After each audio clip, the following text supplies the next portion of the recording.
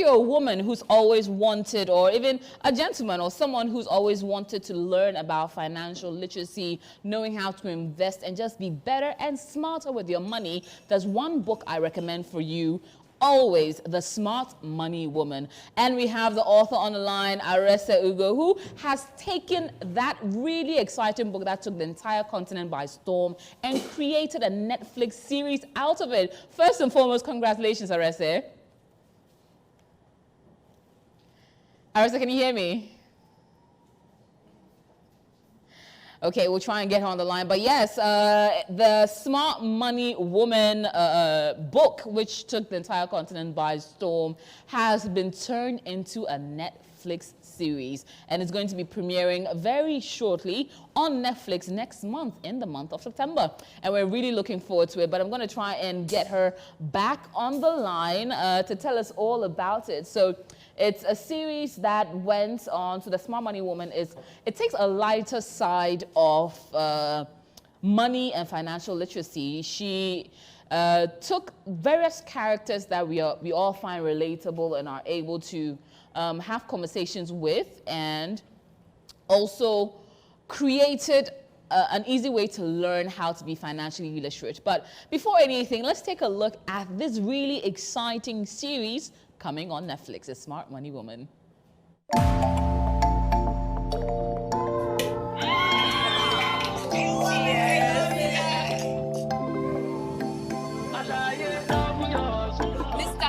No, I'm not fine. My car has stopped again. Car trouble. Trying to do my morning devotion. Goodbye. Oh, no. Handle my things with care. Let me handle your things with care. Your presentation this morning was, to put it plainly, abysmal. Please. Do not enter it. What? You know him? Wait, what? Well, guys, I think she needs to hear it from us. Zuri, you're back. Asshole. Fresh fish.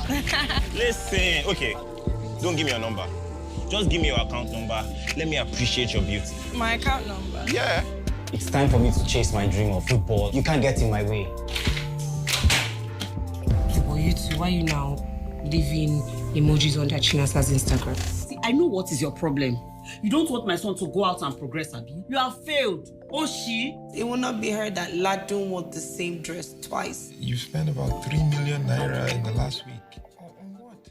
And yes, that is A Smart Money Woman coming on Netflix this September. And Arese is back on the line. Hi, Arese.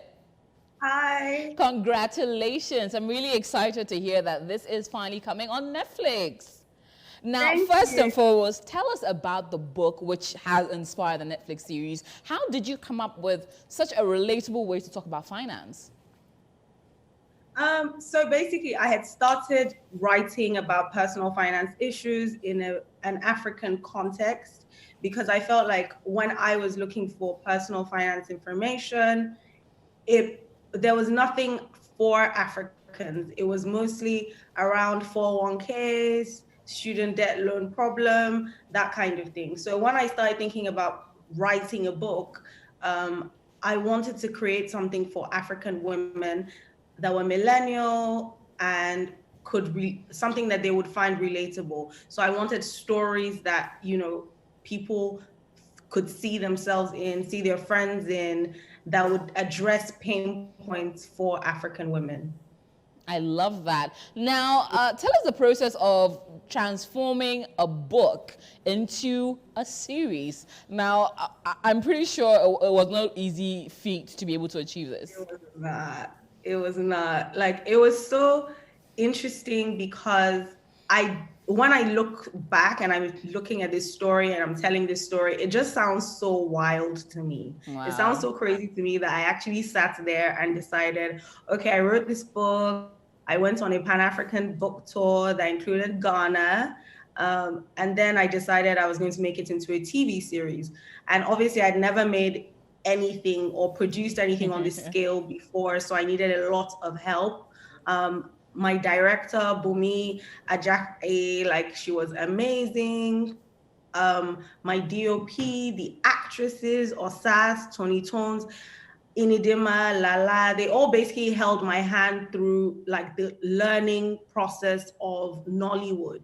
Wow. We had to convert the book into a script. And at the time I was writing my second book, it took me a year and a half to write the first one, a year and a half to write the second one. So I knew that I didn't want to write a script. So I had to get script writers. So Jola Ayeye, Perlo Sibo, they helped me bring my baby to life and create a script that, you know, was amazing and people could, you know, relate to. And we've added so much to the script that's not in the books.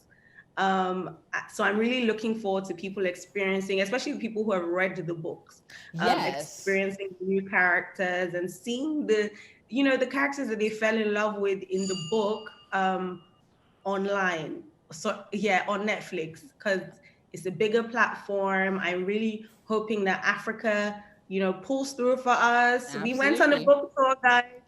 So if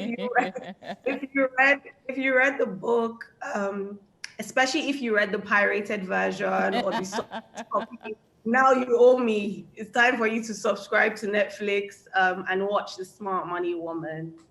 Now, you just touched on that, and let me quickly divert into that point. You put out all your energy into creating this masterpiece, and then to have seen that there were pirated versions everywhere, how did you feel, and how did you sort of adapt to this particular situation to sort of make it better for you?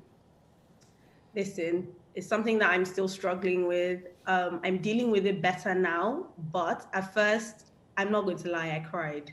Yeah. Because it was very painful to sit there, create these characters, come up with the marketing, push it to all these different countries, only for people to pirate it and basically not allow me to monetize my work on the level that I would have liked to. But it is what it is. You create something, there are obstacles, you find ways to overcome it. I'm very grateful for the journey from book to TV series. So now I'm an executive producer of a show on Netflix. Now, which one was easier to do? I mean, it took you a year and a half to write each book, but which one was easier, writing the book or creating the series? Eesh. So I would definitely say writing the book was easier because with the book, I had to rely on mostly myself.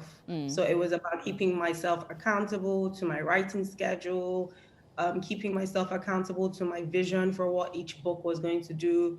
And I didn't have that many other people to have to sort of like rely on. With a TV series, it's a much bigger production. There's so many moving parts, from trying to figure out funding to getting the right cast to hiring the right crew that will let you bring your baby to life. And it was interesting because I was a very hands-on executive producer, which meant that I was on set like every other day. And you know, that could be an interesting dynamic for film people because they're like, who is this one? You know, like coming from nowhere and wanting to like interrupt our process. But I was very lucky because I had a team that, you know, understood that these characters were my baby. So I wasn't just going to let them, you know, run wild with anyone else. I wanted to be there, you know, in developing the characters, making sure that we were creating a vision that, you know, was true to what was written in the book. And yeah, it was a very interesting experience, but it was harder. It was ultimately harder. I can imagine. I didn't go to film school. I didn't, you know, I had never really done any Nollywood stuff before. So it was a steep learning curve. I can imagine. Now, us or other parts of the African continent looking into Nollywood, we think that you have it all put together. But in the issue of funding, how easy or difficult was it to be able to acquire funding to put this project through? It was interesting. So on one hand, I really wanted to raise the capital at first from investors to be able to do it because I knew that was a big project. But on the other hand, I was struggling with the issue of figuring out what the business model would be for a TV series, because for movies, it's clear. The path to revenue is clear. You take it to the box office, and if it's great, and it does well enough, you might get it on Netflix. So your income streams are very clear. But with a TV series in Nigeria, it was a little bit difficult because I wanted to still retain ownership of my content, and I wanted to be part of the process. So finding that a business model that worked was challenging, but thankfully I was able to find product placement and advertising and convince brands like MasterCard, Unilever, that this was something that was going to be amazing, and they bought into the vision and allowed me to bring this to life and show proof of concept. Yeah. Amazing. Now, finally, when is it premiering, and how? What time is it premiering on the day of, and all the details we need to know to be able to tune in September? So it premieres September 16th on Netflix.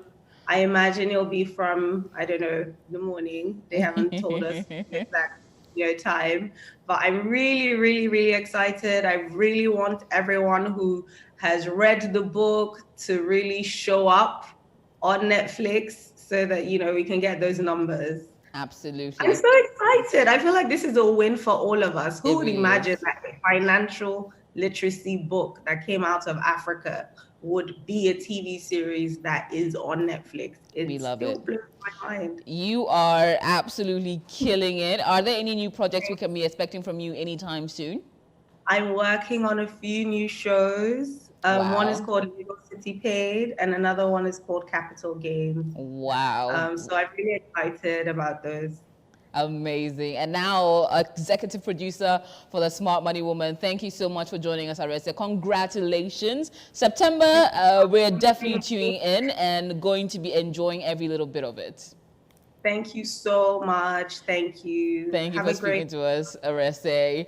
And yes, that was Arese Ugwu. She is executive producer of The Smart Money Woman. It is coming to Netflix in September, and I'll be giving you all the details as we get closer and closer to time. But